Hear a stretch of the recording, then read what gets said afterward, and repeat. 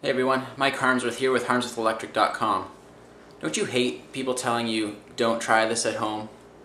That drives me nuts. People show you the coolest things that are educational, funny, and exciting, and they tell you that you can't do it. And I think that's garbage. In this video, I'm going to do it at home.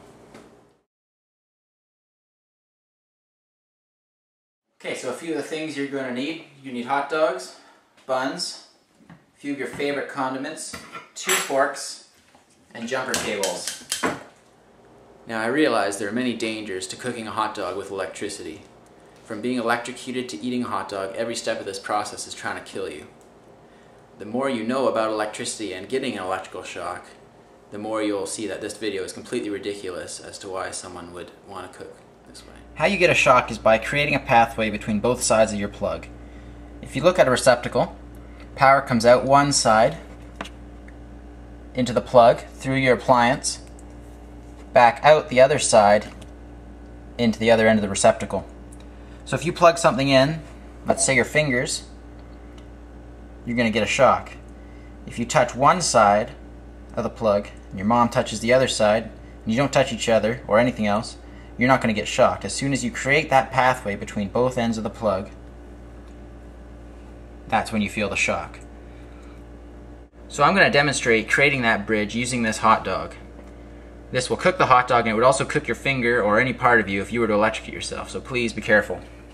I'm using 2 forks here because it'll allow me to create a much better contact. If you stick them in at the end of your hot dog, it'll limit the waste, because what's going to happen is the stuff on the outside next to the fork is going to cook a lot faster, so you're going to end up cutting those off, and it'll just save as much as you possibly can if you're going to eat this. You want to set everything up before you turn the power on, and that'll greatly reduce your chances of getting shocked. I'm using some very heavy duty jumper cables. Jumper cables are not rated for 120 volts AC, so that right there is one of the dangers. I'm going to keep my eye on this hazard, but I'm not willing to give up using these cables just yet because they're just too hilarious to be cooking a hot dog with jumper cables. So if you're ever stranded on the side of the road, you're now going to know what to do.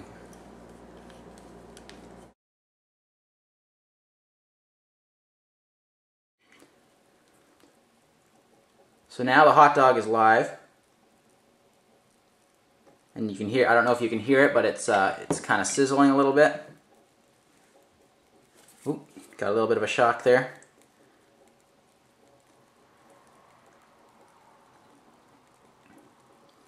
So now what we've basically done is one jumper cable is one side of the plug. We've created the bridge through to the other side of the plug. So now this hot dog is heating up.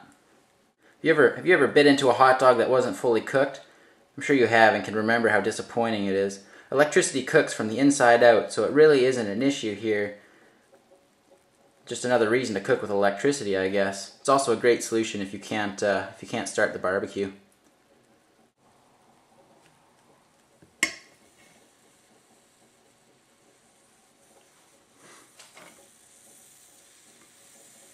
Okay, so now it's starting to bubble and pop. So it's been maybe about a minute.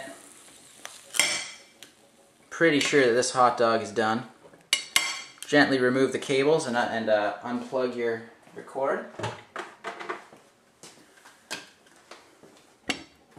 Oh yeah, it's pretty hot. That mustard. Slam that into your bun and you're good to go.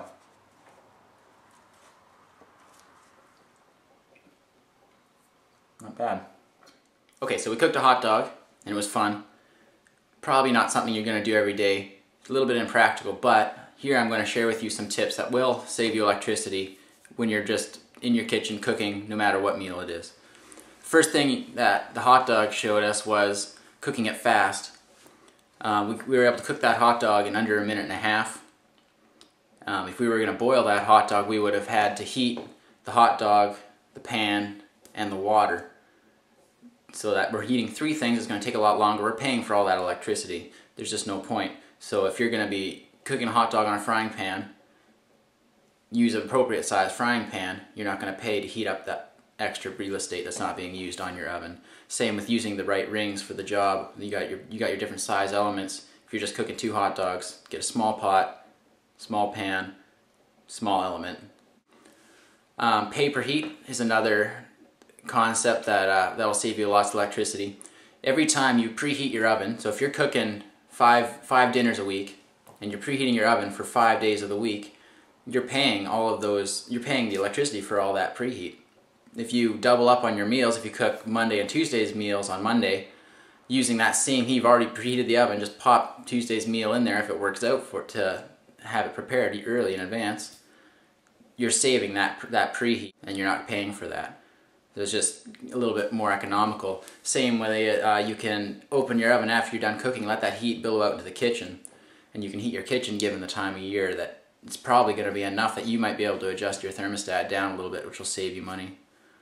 Scraping your dishes before putting them in the dishwasher is a lot better than rinsing them. For one thing, you're saving water. Also, you're saving the electricity to heat that water. So it doesn't matter if you have a dishwasher or you're washing them by hand. Usually, you rinse them. But if you just grab a spatula, scrape them off, they're fine. You get the same end result. You save electricity. Another one that people don't usually think of is taking up space in your fridge and freezer. So if you put things in appropriate sized containers, there's less air in the containers, and then you fill the extra space in your appliance with, say, a bucket of ice water, or you just stick a bucket of water in there, it'll freeze. Ice is a lot harder to heat up. It's basically just maintaining that. Alright everyone, so that was our five tips for saving energy just in your kitchen alone. They were using the right tool for the job, whether it's the proper size element or pot and pan for what you're cooking. Paper heat, see how many times less that you can preheat your oven in every given week, and that'll save you a whole whack of money.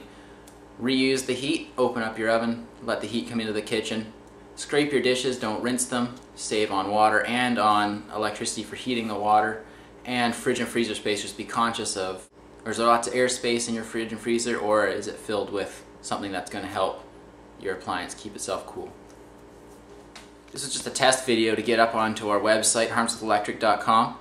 However, just keep checking back with us. We're going to be putting a lot more videos out there. We're going to be saving you guys a lot more money on your day-to-day activities, whether it's just your habits at home here, like in the video, cooking in your kitchen, whether it's tips that you can go through before calling an electrician that'll save you a service call.